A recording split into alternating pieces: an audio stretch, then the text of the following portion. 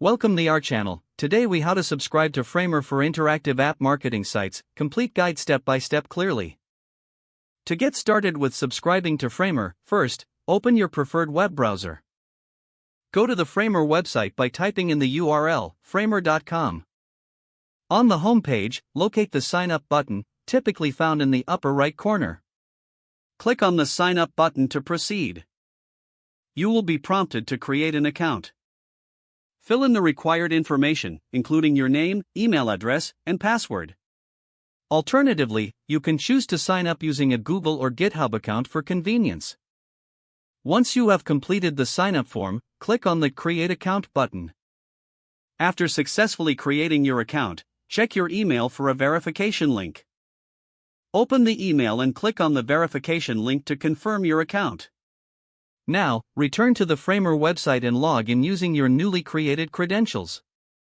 Once logged in, navigate to the pricing section to explore the different subscription plans available.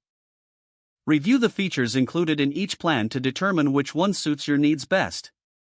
You may be prompted to enter payment information, so have your credit card or payment method ready. Fill in the payment details as required, ensuring everything is accurate. After entering your payment information, review your subscription summary to confirm. After confirming your subscription, you will have access to Framer's features. Explore the platform to start creating your interactive app marketing sites. If you need any assistance, utilize the Framer Help Center or support resources for guidance. Take your time familiarizing yourself with the tools offered by Framer for optimal use.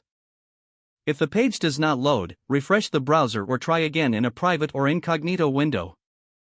Make sure you are using the correct email address, then retype it carefully to avoid small typos. If your password is not accepted, use the reset option and create a new strong password you can remember. Check your spam folder for verification or security emails, then complete any requested confirmation steps. Enable two-factor authentication if available to improve account security and reduce unauthorized access risk. After signing in, review your profile details so your contact information and settings are accurate and current. If you see an error message, note it down and try again after restarting your device and internet connection. Log out when you finish, especially on shared devices, to keep your account and payment information secure. Don't forget to like this video and subscribe to our channel for more step-by-step tech guides.